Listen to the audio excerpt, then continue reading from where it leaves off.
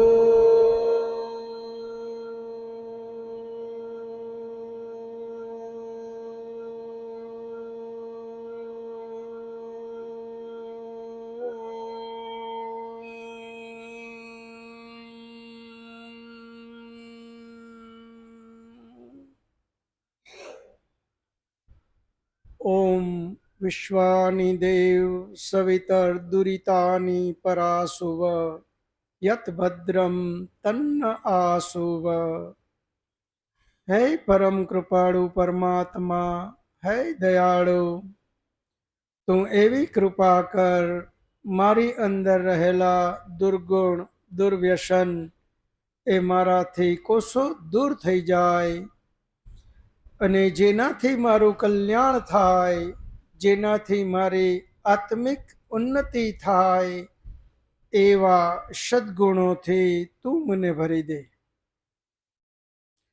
સૃષ્ટિ સંવત 1,96,53,127 વર્ષ, વિક્રમ સંવત 2083, જેઠ વદ 5મ, દિનાંક 5/7/2026 રવિવાર.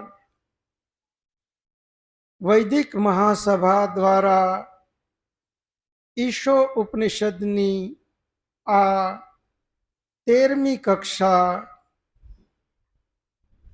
ક્રમશઃ આ 94મી કક્ષા, જેમાં આપ સૌ વેદ જ્ઞાન પીપાસુ ભાઈઓ તથા બહેનોનું હાર્દિક સ્વાગત છે. આપણે ઈશો ઉપનિષદનું અધ્યયન ચાલુ છે. ઈશો ઉપનિષદ અધ્યયનમાં 2 મંત્રો આપણે પૂર્ણ કર્યા. પહેલો મંત્ર ઈશાવાસ્યમ ઇદમ સર્વમ યત ક્વિંચ જગત્યામ જગત તેન ત્યક્તેન ભુંજી થા મગૃદઃ કશ્યશ્વિત ધનમ. પહેલા મંત્રમાં પરમપિતા પરમાત્મા એના મય રહી અને જીવન કેમ જીવવું. બીજો મંત્ર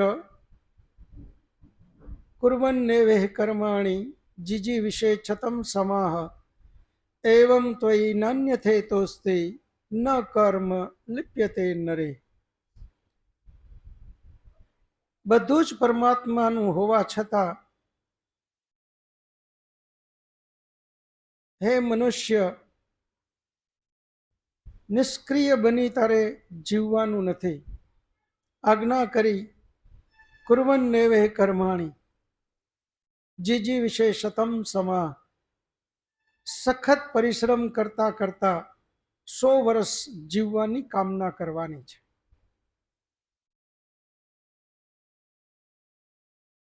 અને હવે ત્રીજો મંત્ર આવ્યો. પહેલા મંત્રમાં પરમાત્માની વાત, બીજા મંત્રમાં કઠોર પરિશ્રમ કરી અને 100 વર્ષ જીવવાની કામના,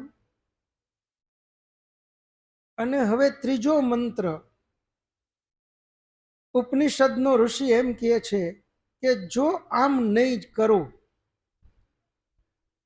તો શું થશે. પહેલા મંત્ર પ્રમાણે અને બીજા મંત્ર પ્રમાણે અગર નહીં જીવો તો હે મનુષ્ય, તો તમારી ગતિ શું થશે એનો એક ચિતાર આપ્યો ત્રીજા મંત્રમાં. આપણા મહાન વિદ્વાન ઋષિમુનિઓએ ઈશાવાસ્ય ઉપનિષદના આ 3 મંત્રનું ખૂબ મહત્વ કીધું છે. ત્યાં સુધી વાત કરી કે મનુષ્ય જીવન માટે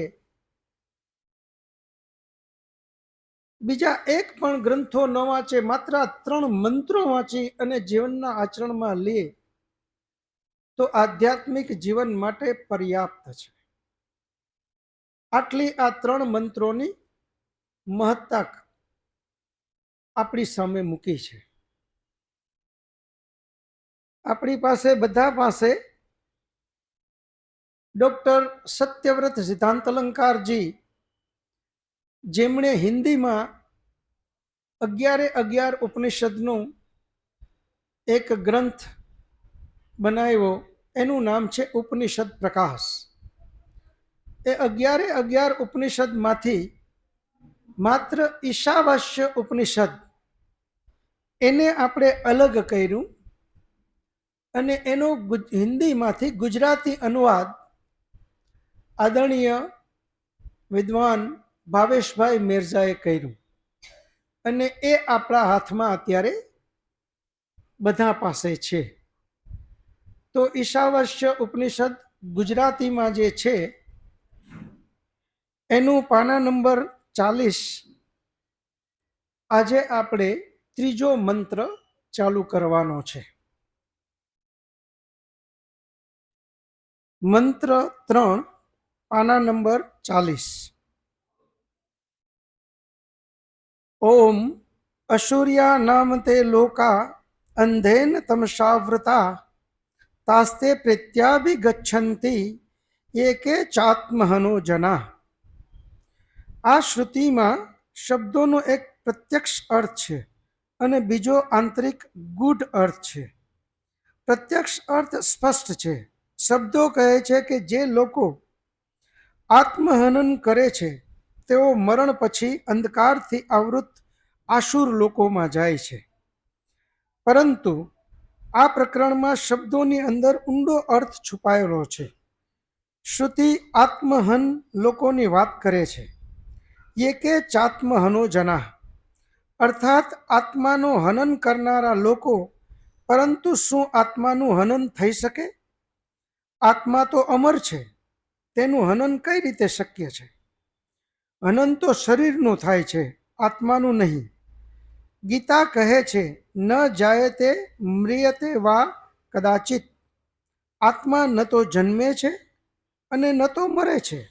બૃહદારણ્યક ઉપનિષદમાં યાજ્ઞવલ્ક મહારાજ કહે છે અવિનાશી વા અરે અયમ આત્મા. આ આત્મા અવિનાશી છે. તો પછી ઉપનિષદકાર આત્મહનનની વાત કેમ કરે છે? હકીકતમાં આત્મહનન અને આત્મહત્યામાં ભેદ છે. ઉપનિષદમાં આત્મહનન શબ્દ વપરાયો છે, આત્મહત્યા નહીં. હત્યા શરીરની થાય છે, હનન આત્માના પતનનો અર્થ આપે છે. તે કેવી રીતે? ઋષિ કહે છે કે સંસારમાં જીવન જીવવાની કળા ત્યાગપૂર્વક જીવવામાં છે. જો આપણે માત્ર ભોગપૂર્વક જીવીએ તો તે જીવવું નથી, પરંતુ મરવું છે. ભોગ જીવન તરફ લઈ જતો નથી, આત્માની અધોગતિ તરફ લઈ જાય છે.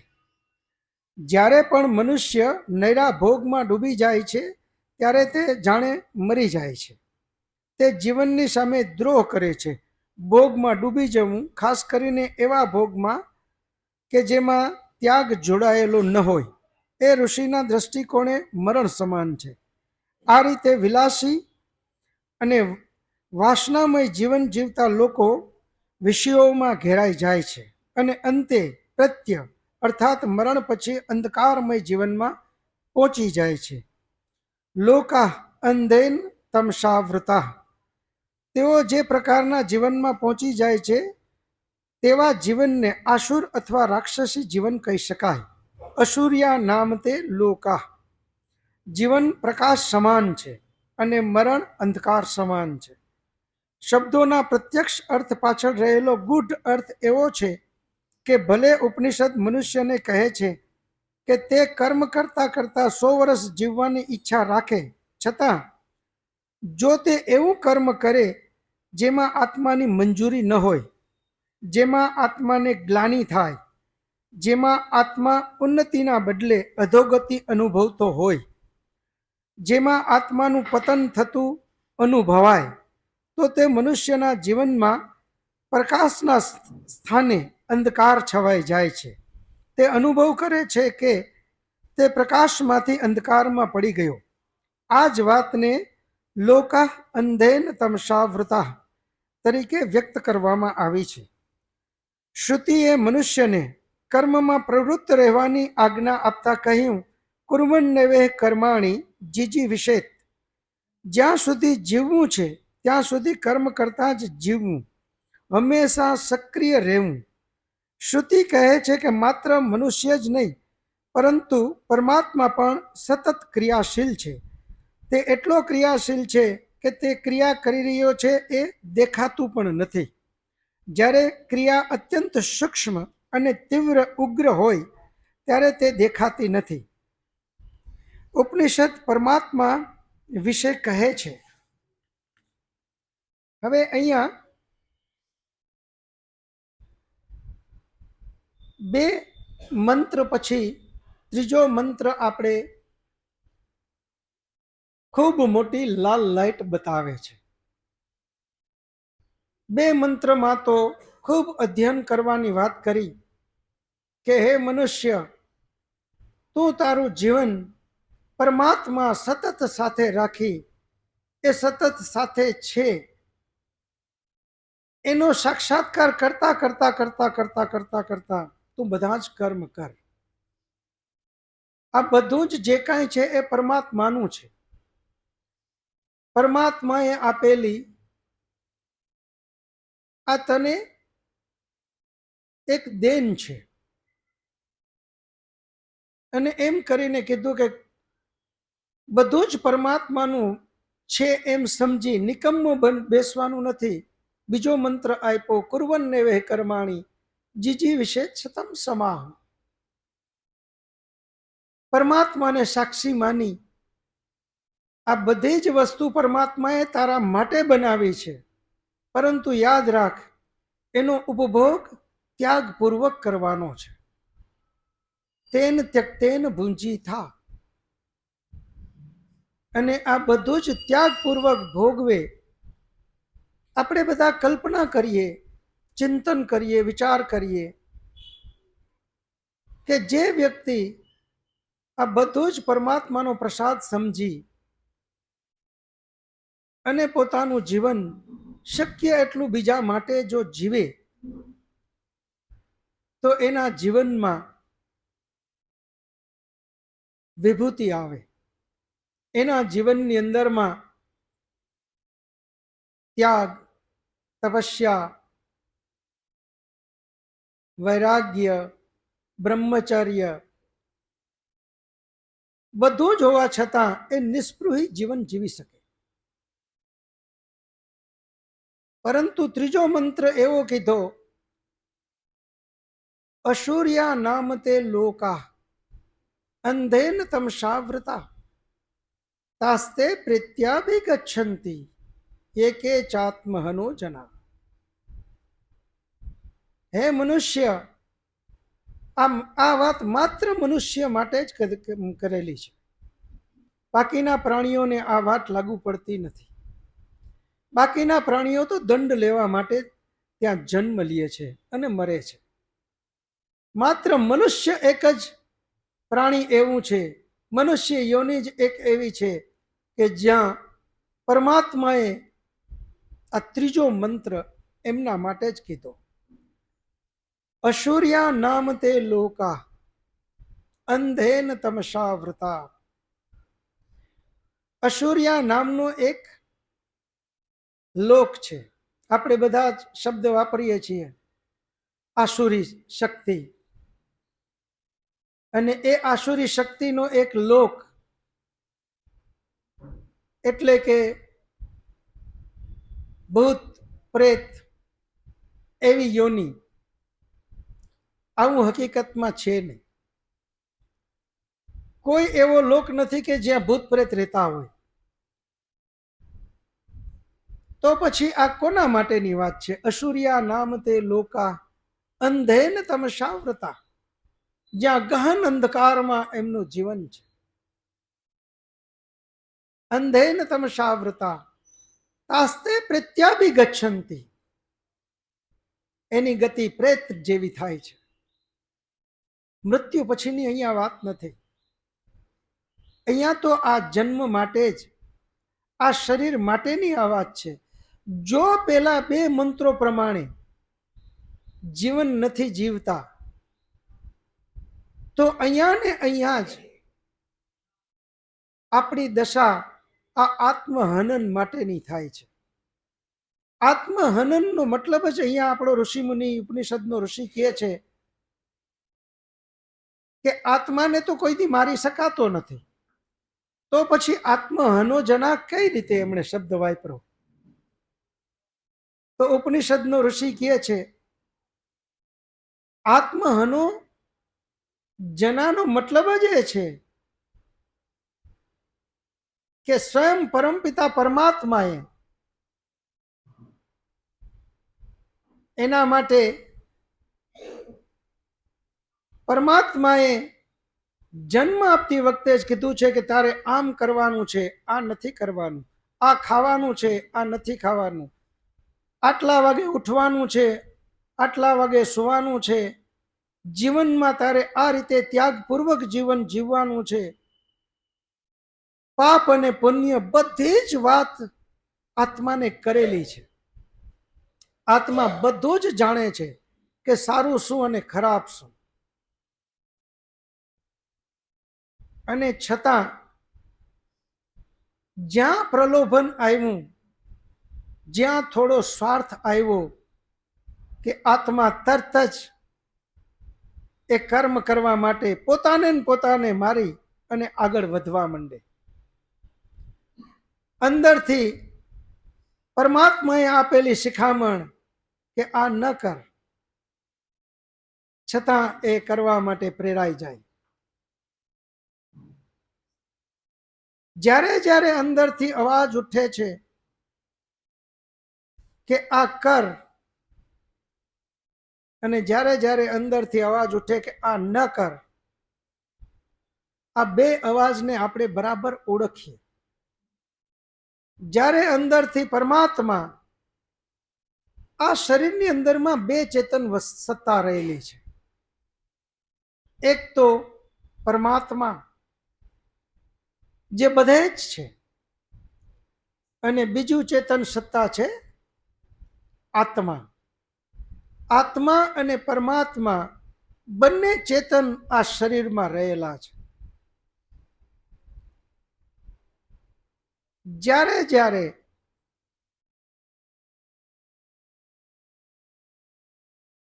અંદરથી અવાજ ઉઠે કે આ ખોટું ન કર, દંડનો ભાગીદાર થાઈશ, ત્યારે ત્યારે નક્કી સમજવું કે આ પરમાત્મા અંદરથી આપણને રોકે છે. આત્મા પણ જાણે છે કે હા, પરમાત્માએ કીધેલું આ વચન છે, આ ન કરું, જો આ કરીશ તો મને દંડ મળશે. છતાં એ આત્મા કોણ જોવે છે એમ સમજી પ્રલોભનોમાં, આવેશમાં ખોટા પગલાં ભરી લે.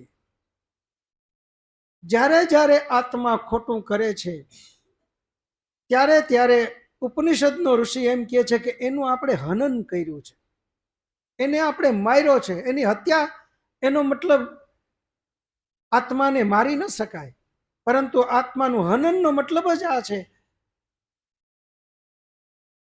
કે જે નથી કરવાનું એ આપણે કરવા માંડ્યા, નથી કરવાનું એવી દિશામાં આપણે ગયા.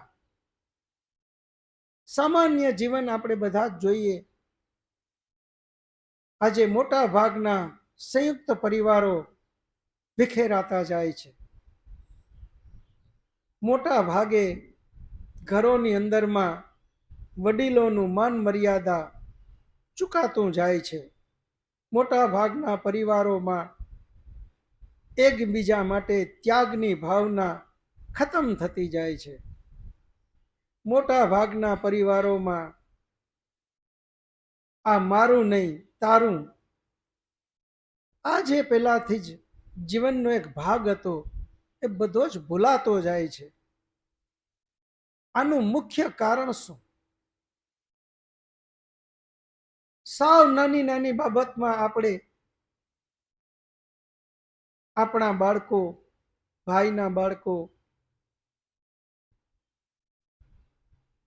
સૂક્ષ્મ રીતે ચિંતન કરશું તો તરત જ પકડાઈ જશે આપણી ભૂલ. એ છે આત્મહનન. મારી બાજુમાં મારું ભાઈનું બાળક આવે અને મારો વિચાર બદલાઈ જાય, મારું બાળક આવે, વિચાર બદલાઈ જાય, સમજવું કે આ આત્મહનન છે. હું જાણતો નથી એવું નથી, આત્મા જાણે જ છે કે આ હું ભૂલ કરું છું, છતાં પણ એ કરે, એ આત્મહનન. અને એવા ઘરમાં જ આસ્તે આસ્તે આસ્તે આસ્તે એવા બદલાવ આવે કે ધીમે ધીમે ધીમે ધીમે ધીમે એ ઘર ઘર રહેતું નથી. અને ત્યાં એ ઘરની અંદરમાં ઝઘડા, એકબીજા માટેની જે માન મર્યાદાઓ, બધું જ ભૂલાતું જાય. એક દિવસ એવો આવે કે જ્યાં બધા દેવા માટે નહીં, લેવા માટે તત્પર રહે. એવા ઘરને જ અહીંયા આસુરી ઘર કીધું છે. મૃત્યુ પછી એ જાય અને ત્યાં કોઈ આસુરી તત્વ આવું કંઈ જ નથી. મૃત્યુ પછીની વાત અહીંયા છે જ નહીં. મૃત્યુ પછી તો પરમાત્મા એ જેવો શરીરને છોડે આત્મા, તરત જ એનો હિસાબ કિતાબ લઈ અને એનો નવો જન્મ આપે. મૃત પ્રેતના રૂપમાં આપણે જેની વાત કરીએ છીએ, આવી વાત ક્યાંય આપણા શાસ્ત્રોમાં નથી.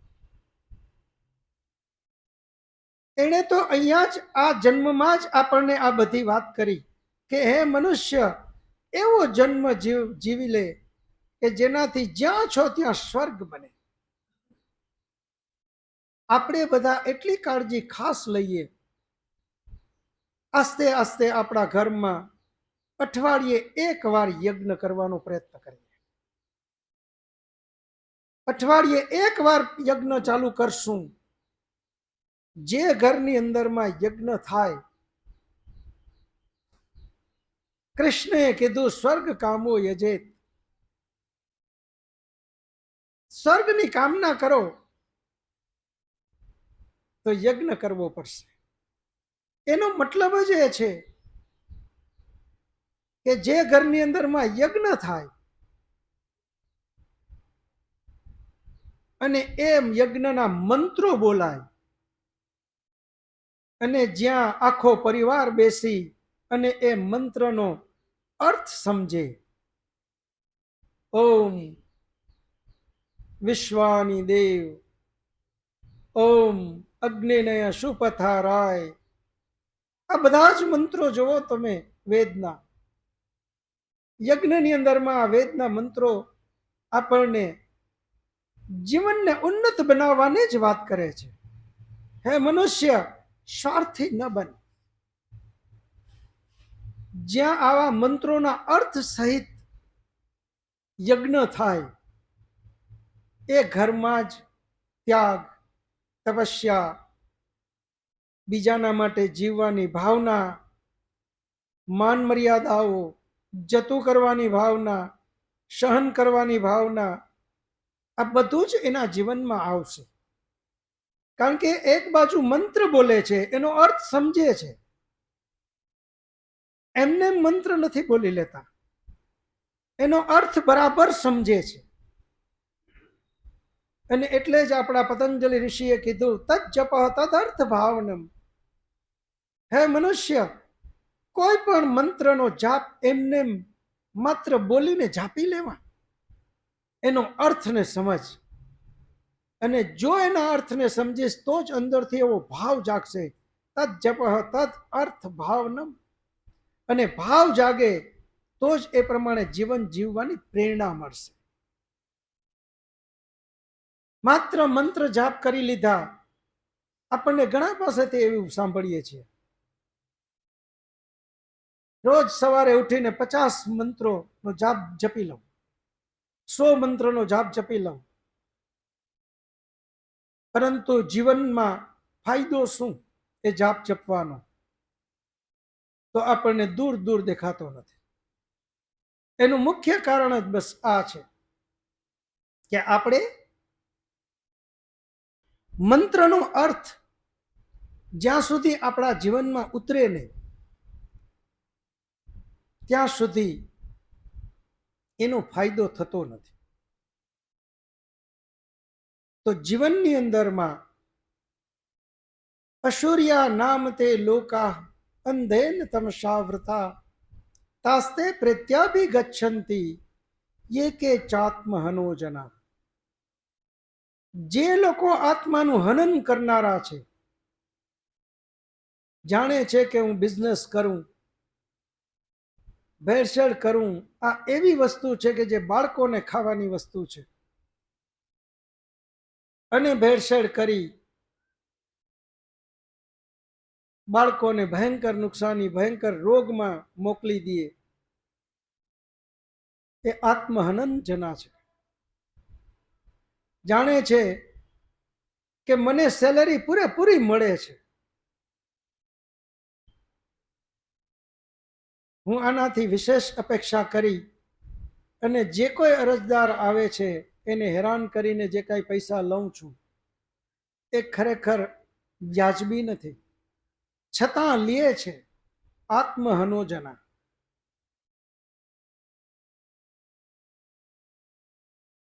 અને ઉદાહરણ પાછા એવા પણ લે કે પરમાત્માએ પ્રકૃતિ જ આવી બનાવી છે. મોટું પ્રાણી નાના પ્રાણીને મારે, પ્રકૃતિનો નિયમ બાકી બધે જ એ રીતે લાગુ પડે, મનુષ્યને એ લાગુ પડતો નથી. મનુષ્યને તો પરમાત્માએ વિશિષ્ટ વિવેક બુદ્ધિ આપી અને એને આજ્ઞા કરી છે કે હે મનુષ્ય, તારે તો આ રીતે જીવન જીવવાનું છે. જો નાનું મોટો છે એ નાનાને ખાતો જ હોય, એ નિયમ જો મનુષ્યને પણ લાગુ પડતો હોત તો બાકીના પ્રાણી અને મનુષ્યમાં કોઈ ભેદ રહેત જ નહીં. પરમાત્મા કહે છે કે હે મનુષ્ય, હું તને મોક્ષ સુધી છેક લઈ જાઉં. 36,000 વખત આ સૃષ્ટિ બને અને પ્રલય થાય, એટલી વખત મોક્ષ સુધી જો પહોંચી કોઈ શકે તો માત્ર મનુષ્ય પહોંચે. એ એટલા માટે મનુષ્ય પહોંચી શકે છે કે મનુષ્યને જ પરમાત્માએ શક્તિ દીધી છે કે એ ખૂબ ચિંતન મનન કરી પોતાના જીવનને ઉન્નત બનાવે. આપણે લોકો ભૂલ ત્યાં કરવા માંડ્યા, જ્યાં નાનો જોયો મોટો એના ઉપર હાબી થાય, ને જ્યાં નાનો જોયો મોટો એના ઉપર હાબી થાય. જે જગ્યાએ મોકો મળ્યો તરત જ લાભ લેવાનો પ્રયત્ન કર્યો. એના માટે જ આ ત્રીજો મંત્ર છે. એ જીવન ઉપનિષદનો ઋષિ કહે છે કે હે મનુષ્ય, એ તારા માટે નથી. તું એમ માની બેસે છે કે આ તો તને લાભ થાય છે, પરંતુ પરમાત્માનો ન્યાય અટલ છે. જે કાંઈ કર્મ કર્યા છે એનું ફળ આપણે ભોગવવું પડે અને ભોગવવું જ પડે. એટલા માટે પેલો મંત્ર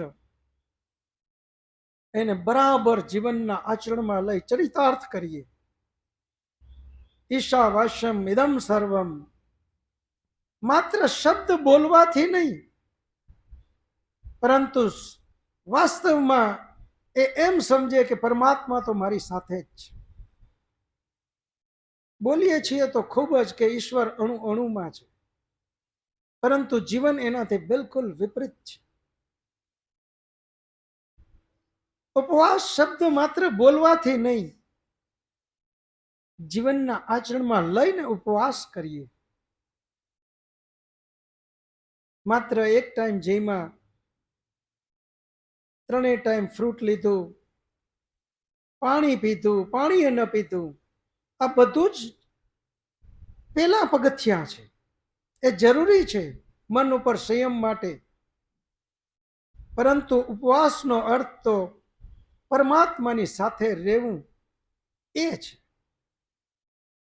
અને પરમાત્માની સાથે કેમ રહેવું એ આપણો ઋષિમુનિ કહે કે જ્યાં પણ તું જા છો એટલું યાદ રાખ કે તારા દરેક કર્મને પરમાત્મા જોવે છે. આજે ખોટું ન કરું, આજે ખોટું ખાવું નહીં, ખોટું પીવું નહીં, ખોટું લવ નહીં, ખોટું બોલવું નહીં, ખરાબ શબ્દો ઉચ્ચારણમાં આ લઈ આવવું નહીં. જે કાંઈ કરું એમાં બીજાનું કલ્યાણ થાય એવી જ મારી ભાવના કરી અને આખો દિવસ આજ મારે ઉપવાસ છે એમ જે જીવે એના માટે બીજો મંત્ર કુર્વન્નેવે કર્માણી. અને આ રીતે 100 વર્ષ સુધી જીવવાની કામના કરે અને એમ નહીં કરે તો આસુરી જીવન. આપણે મોટા ભાગના લોકો આ બે મંત્ર પ્રમાણે જીવતા નથી અને પરિણામે આ ત્રીજો મંત્ર અસુર્યા નામ તે લોકા અંધેન તમસાવ્રતા તાસ્તે પ્રેત્યાભિગચ્છન્તિ યે કે ચાત્મહનો જના. હે મનુષ્ય, મનુષ્યનું ખાલી ખોરિયું મળ્યું એનાથી તું મનુષ્ય બની જતો નથી. મનુષ્ય બનવા માટે તો તારે કઠોર પરિશ્રમ કરવો પડશે, કઠોર નિયમ વ્રતને પાલન કરવા પડશે. પેલા આપણા દરેક સ્ત્રી અને પુરુષ બધા જ યજ્ઞોપવિત લેતા. એ જનોઈનો અર્થ જ આ હતો, વ્રત ધારણ કરવા. જ્યારે એ જનોઈ લે ત્યારે એને વ્રત લેવાના હોય છે. સૂર્યની સામે વ્રત, ચંદ્રની સામે વ્રત, ઈશ્વરની સામે વ્રત, પરમાત્માના અલગ અલગ નામ લઈ અને એની સામે અનેકો વ્રત લઈએ અને એ પ્રમાણે પછી જીવનના આચરણમાં લેવા માટે એ જીવનમાં આગળ જાય. અને એ ભૂલાય નહીં એટલા માટે સતત એ યજ્ઞોપવિત એના ખભા ઉપર રાખે કે વ્રત લઈને ભૂલી નથી જવાનું. આ વ્રત પ્રમાણે તારે જીવન જીવવાનું છે. એમ કરીને એ જીવનને આગળ વધારે. જ્યાં ભૂલાણું છે ત્યાં આવ્યું અસુર્યા નામ તે લોકા અંધેન તમસાવ્રતા. આજે મોટા મોટા બંગલાની હાલત જોવો તો ક્યાં એ ઋષિકાળ દરેકે દરેક ઘરની અંદરમાં ત્યાગ, તપસ્યા, જતું કરવાની ભાવના. આજે ઘરની અંદરમાં બધી જ સુવિધાઓ છતાં પણ શાંતિ નથી. એ શાંતિ નથી એનું કારણ જ બસ આ છે.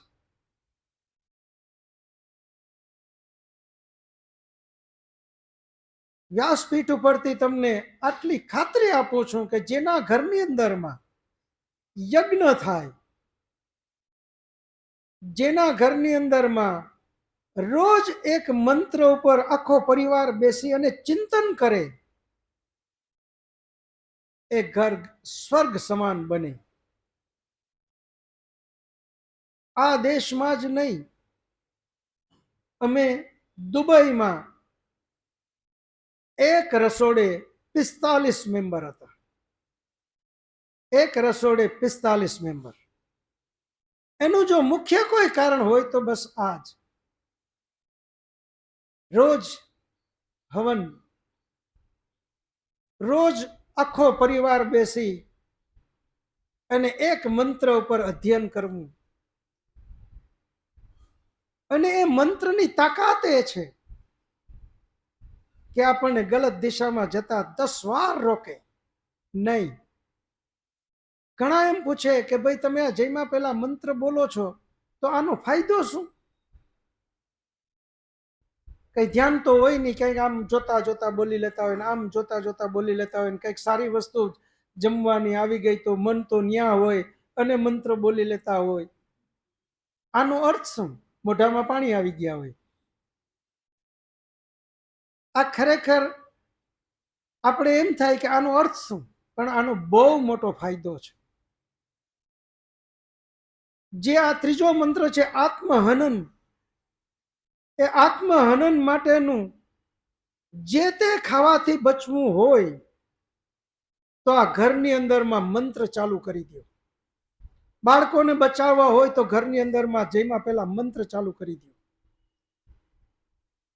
એક વખત એ મંત્ર બોલશે, હવે એનો આત્મા કોઈ કાળે સ્વીકાર નહીં કરે કે મંત્ર બોલ્યા પછી ગમે તે ખાય. કાં તો એ મંત્ર નહીં બોલી શકે અને કાં તો એ જે તે ખાઈ નહીં શકે. કારણ કે તરત જ આત્માનું હનન એ પોતે કરી નહીં શકે. એનું નામ જ આત્મહનોજના. એક બાજુ મંત્ર બોલ્યો અને તરત જ એ જે તે વસ્તુ ખાય, એ શક્ય નથી. એટલા માટે આપણે બધા જ જે અહીંયાથી વસ્તુ લઈને જાય, તમારી પાસે જો એ મંત્રો ન હોય તો એકાદ અઠવાડિયામાં આપણે એ મોટા કાર્ડ બનાવી લેશું અને જ્યાં જમવાનું ટેબલ હોય ત્યાં એ ફોટો ચિપકાવી દો. અને રોજ આપણે બધા જ બાળકો સહિત ઓમ અન્નપતે અન્નશ્યનો દેહ્યનમિવશ્ય સુસ્મિણઃ પ્રપ્રદાતારમ આમ કરીને રોજ મંત્ર બોલીએ. જયમાં પહેલા 2 મંત્ર બોલવાના અને એનો ભાવ સમજીએ. ભાવ બી કેટલો અદ્ભુત ભાવ છે. એ મંત્ર એમ કહે છે કે જો તું તારા સગાવાલા, ભાઈ ભાંડુ, પડોશી આનો વિચાર કર્યા વગર એકલો ખાઈ લે છો, કેવલા ગો ભવતી કેવલાથી, તું પાપ ખા છો. એકલા ખાવાની પણ મનાઈ કરી છે આપણા વેદમાં. આપણા શાસ્ત્રો એમ કહે છે કે તારે તો બીજાનું વિચારીને ખાવાનું છે.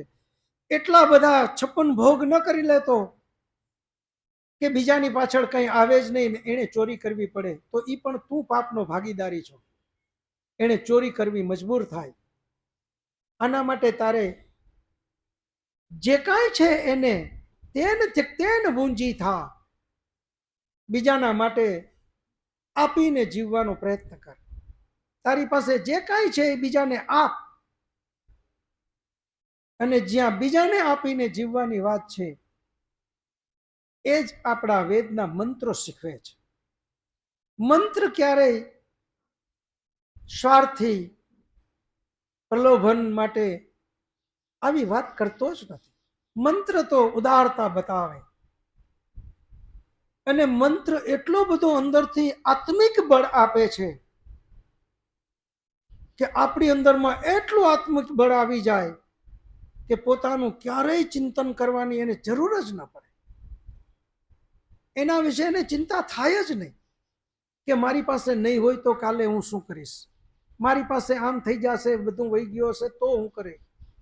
એ તો બીજાનું જ વિચારે કે પરમાત્માએ મને તો ખૂબ શક્તિ દીધી છે, હું તો આ બધું જ કમાઈ લઈશ, કરી લઈશ, મારે મારું વિચારવાનું નથી, મારે બીજા માટે વિચારવાનું છે. અને જે એ નથી કરી શકતા એના માટે જ આ મંત્ર અસુર્યા નામ તે લોકા. એ જે આસુરી જીવન જીવે છે, આ જ લોકમાં પણ આસુરી જીવન છે. અંધેન તમસાવૃતા, એના જીવનમાં અંધકાર છે. ભલે ભૌતિક સુખ સુવિધાઓ, લાઈટ, ગમે એટલા પ્રકાશ દેખાય છે, પરંતુ આંતરિક જીવન બિલકુલ અંધકાર. તાસ્તે પ્રેત્યાભિ ગચ્છન્તિ, આવા આત્માઓ તો પ્રેત બની ગયા છે. એ આત્મા મનુષ્યનો આત્મા નથી, એ પ્રેતાત્મા છે. એ આપણો વેદનો ઉપનિષદનો ઋષિ કહે છે. આપણે પ્રેતાત્મા બનવાનું નથી. આપણે આપણા જીવનની અંદરમાં તપસ્વી આત્મા બનવાનું છે. અને એ તપસ્વી આત્મા, જે આત્માને સત્ય ગમે છે, જે આત્મા સતત સત્ય તરફ જવાનો પ્રયાસ કરે છે, અને જે આત્માને પરમાત્મા સત્ય તરફ જ મોકલવાની પ્રેરણા આપે છે, એ બાજુ લઈ જાઓ બહુ સહેલો પડશે. એનાથી ઉલટું આત્માને અસત્ય ગમતું નથી, છતાં આપણે આત્માને અસત્ય બાજુ ધરાર કરાવીએ છીએ. પ્રલોભનોમાં અજ્ઞાનતાવશ એ આત્મા ગલત દિશા પકડી લે છે, અને પરિણામે એનું નામ છે અસુર્યા નામ તે લોકા. એને નથી ગમતું છતાં એ દિશામાં પકડાય. 10 જણાએ શોર્ટકટ પકડીને પૈસો બનાવી લીધો, તરત જ અંદરથી ઈચ્છા જાગી કે છોડ આ બધું, લે આ રસ્તો. અસુર્યા નામ તે લોકા. એ જે છે આસુરી તત્વો, એને બરાબર રોકીએ અને એને પછી આગળ આપણે લઈ જઈએ તો જીવનની અંદરમાં આપણે લોકો વેદ અધ્યયન કરનારા, વેદ માટે એટલું તો ચિંતન કરીએ કે જીવનના પહેલો મંત્ર બરાબર આચરણમાં, બીજો મંત્ર એ જ પ્રમાણે જીવન જીવીને 100 વર્ષની કામના, અને એ જ તપસ્યા કરી ન આસુરીમાં જવું, તપસ્યામય જીવન બનાવી અને ઘરને સ્વર્ગ બનાવે. હવે કોઈને ગોધાણી સાહેબ, 2 પ્રશ્નો છે મારા. એક પ્રશ્ન છે સત્વગુણ, તમોગુણ ને રજોગુણ, અને ઇલેક્ટ્રોન, પ્રોટોન અને ન્યુટ્રોન ભૌતિક વિજ્ઞાનના, એની સાથે કઈ સંબંધ ખરો? અને બીજો પ્રશ્ન છે પરમપિતા પરમાત્માએ જીવાત્માને કર્મ કરવામાં સ્વતંત્રતા આપેલી છે. હવે હમણાં જ આપણે વાત થઈ કે જ્યારે જીવાત્મા શરીર છોડે છે તરત જ એનો હિસાબ કરીને પરમાત્મા એનીમાં મોકલી દે છે. પરંતુ એક જીવાત્મા એવો છે કે જેને એવા કર્મ કર્યા છે કે અત્યારની હયાત યોનિમાં મનુષ્ય સહિત ક્યાંય ફીટ બેસતો નથી. તો પરમાત્મા એના માટે શું વ્યવસ્થા, કે નવી યોનિ તાત્કાલિક બનાવતા હશે કે શું વ્યવસ્થા કરતા હશે?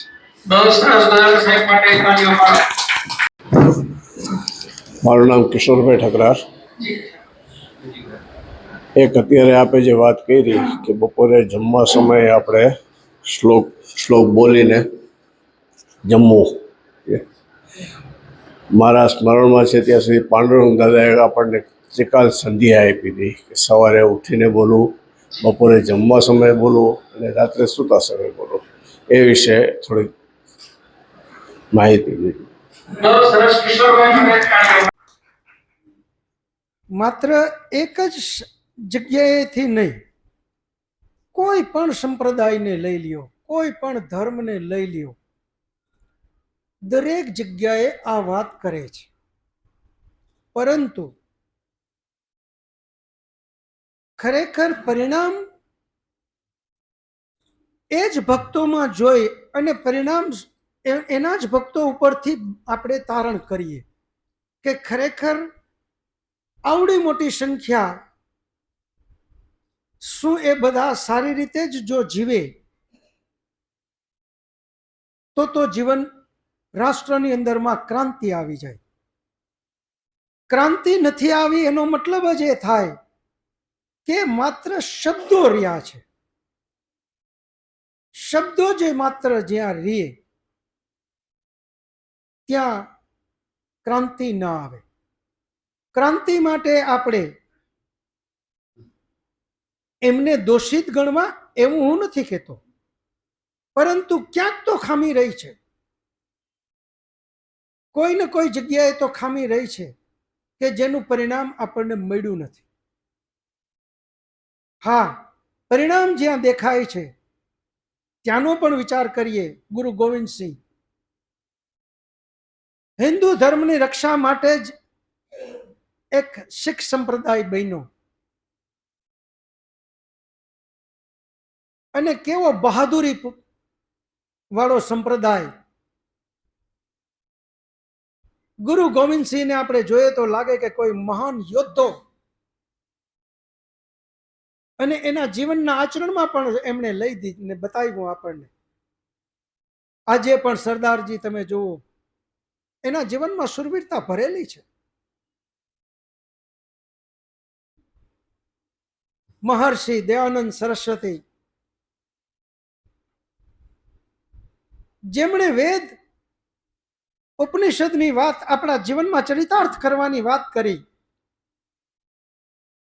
આઝાદી વખતનું આપણા જેટલા ક્રાંતિકારીઓના નામ લ્યો, મોટા ભાગના દયાનંદના શિષ્ય.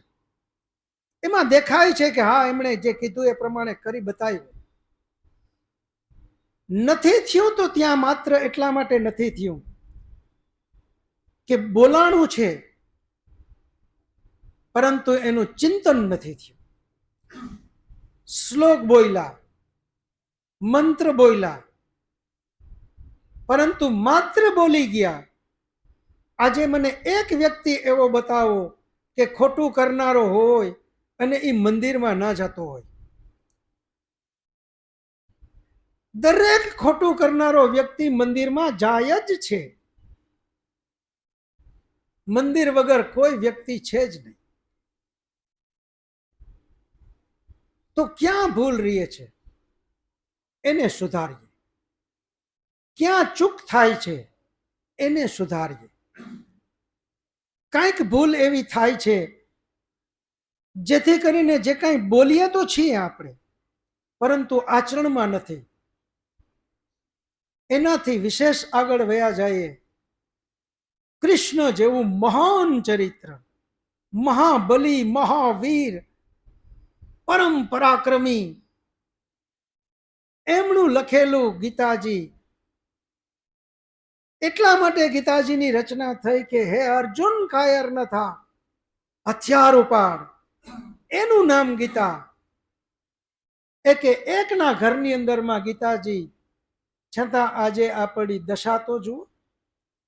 વિદેશથી આવે વિધર્મી અને આ દેશના મંદિરો લૂંટી જાય. ગીતાજી જેવો મહાન ગ્રંથ કોની પાસે છે વિશ્વમાં? એ આપણી પાસે માત્ર. તો ભૂલ ક્યાં થઈ? ભૂલ માત્ર ત્યાં થઈ કે આપણે એને સમજ્યા નહીં. તો બસ મેઇન વસ્તુ આપણે અહીંયા કરીએ કે જ્યાં પણ આપણે શબ્દ વાપરીએ એનું ચિંતન કરીએ કે હા, એવા એવા સંપ્રદાયો છે કે હું સિંહ પેદા કરું. એના શિષ્યોમાં જુઓ સિંહ છે તો સાચું, નથી તો માત્ર શબ્દ.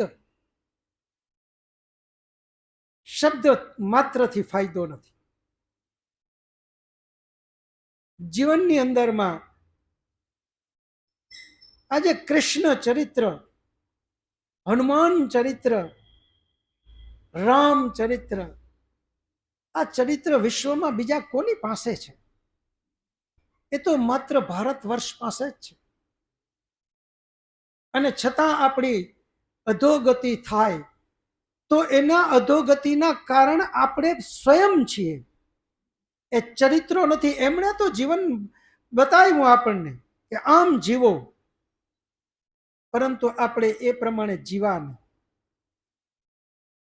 આપણે આપણી દિશા ગલત પકડી લીધી અને પરિણામે આપણે આ બધી જ વસ્તુ. પરંતુ આનો અર્થ એ શ્લોક બોલવો ગલત છે યા મંત્ર બોલવો ગલત છે? નહીં. જ્યાં ભૂલ કરીએ છીએ ત્યાં સુધારો કરીએ. એ શ્લોક, એનો અર્થ અને એ પ્રમાણે જીવનને જીવવાનો પ્રયત્ન કરીએ તો જીવન અને સમાજ અને રાષ્ટ્ર દરેક રીતે ઉન્નતિના રસ્તે ચાલશે. માત્ર શબ્દો સુધી જ પકડાઈ ગયા, બાકી તો એક જેના નામે પૂરી દુનિયા પરેશાન છે, એના નિયમ તો જુઓ તમે. એ પણ આ જ નિયમ કે ખોટું બોલવું નહીં, ચોરી કરવી નહીં,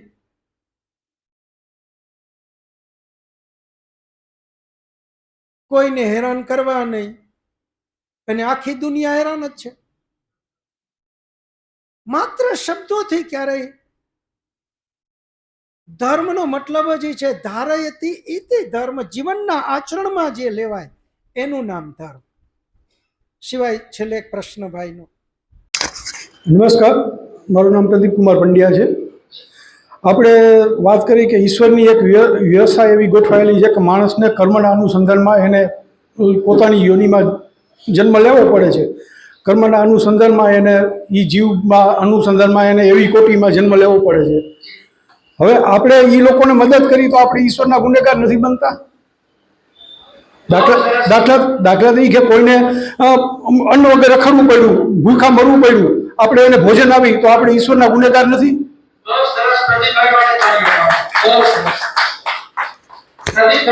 કે પરમાત્મા એમના કર્મ પ્રમાણે એને ફળ આપે છે અને કર્મ પ્રમાણે એને એની વ્યવસ્થા કરે છે. એ ભૂખે મરે છે તો એનો મતલબ એના કર્મનું ફળ.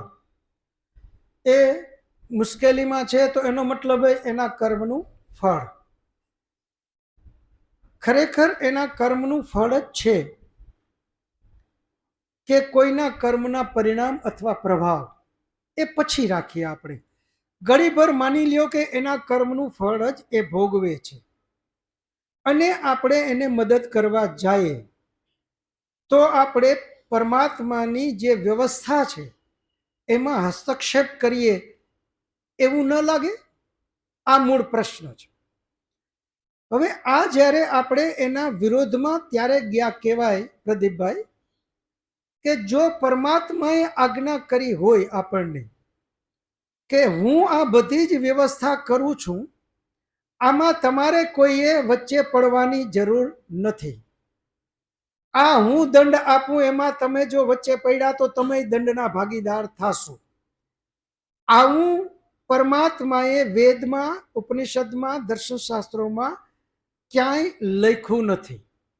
એનાથી ઉલટું, જેમ અત્યારે આપણા જજ કોન્સ્ટિટ્યુશન કરે એમ આપણા પરમાત્માનું કોન્સ્ટિટ્યુશન વેદ છે. એ વેદની અંદરમાં પરમાત્માએ લખેલું છે કે હે મનુષ્ય, તું બીજાને મદદરૂપ થા. હે મનુષ્ય, તારી અંદરમાં મેં જે તને શક્તિ દીધી ને તે જે કાંઈ એમ માને છે કે તે મેળવું, એમાં પણ તે મેળવી લીધું એમ માનીને બેસી ન જાતો તો એનો પણ તું બીજાને ઉપયોગ દેજે. બલિ વૈશ્વ યજ્ઞ, આપણા જે 5 યજ્ઞમાંનો એક યજ્ઞ છે બલિ વૈશ્વ યજ્ઞ. એ બલિ વૈશ્વ યજ્ઞનો મતલબ જ એ છે કે તારા આશરે કૂતરા, બિલાડા, ચકલા, કબૂતર, કાબરું, પક્ષીઓ જે કાંઈ છે એને તું આપ. એનું જીવન એને જીવન કેમ જીવવું એની ખબર નથી, તને એની ખબર છે. તું એને મદદરૂપ થા. જો નહીં થા તો પરમાત્મા કહે તે મારી આજ્ઞાનું ઉલ્લંઘન કર્યું અને તો તું દંડનો ભાગીદાર થાઈશ. પ્રદીપભાઈ, આ વિષય થોડો લાંબો છે, સમય અત્યારે ટૂંકો છે, એટલે બહુ શોર્ટમાં એ જવાબ દઉં. દરેક વ્યક્તિ કર્મ કરવામાં સ્વતંત્ર છે. એક વ્યક્તિ ક્યાંકથી ચોરી કરી અને લેતો આવ્યો, એનું લૂંટી આવ્યો, એણે પાપ કર્યું છે. એ વ્યક્તિ પાસેથી બીજો કોઈ લૂંટી જાય તો એ પણ પાપી જ છે. લૂંટવું એ પાપ છે. એના સિવાય એમાં દંડ સિવાય કઈ મળે જ નહીં, દંડ જ મળે. દરેક વ્યક્તિને પરમાત્માએ કર્મ કરવા માટે સ્વતંત્ર કર્યો, એને બધી શિખામણ આપીને, નિયમ બનાવીને કે તારે આમ જીવવાનું છે, તારે આમ કરવાનું છે, તારે બીજાને મદદ કરવાની છે. એ નહીં કરીએ તો પાપ છે. એ કરવું, એ પુણ્ય કમાવવું જોઈએ. એટલે એમાં કોઈ આપણે એને એના નિયમમાં ક્યાંય વચ્ચે આવીએ છીએ એવું નથી. એ તો પરમાત્માના નિયમ પ્રમાણે આગળ ચાલતું જ રહીએ. સમય પૂરો થયો છે. હવે કોઈને પહેલી વાર આવ્યા હોય એવા ઊભા થાય અને પોતાની ઓળખાણ આપે, પોતાનું નામ આપે, પોતાનો પરિચય આપે. પહેલી વાર આવ્યા હોય. હાજી. નમસ્તે સર. મારું નામ તુષાર અરવિંદભાઈ ધકાણ છે અને હું ફર્સ્ટ ટાઈમ આવ્યો છું. હું સોની બજારમાં છું. મારું કામ ત્યાં છે.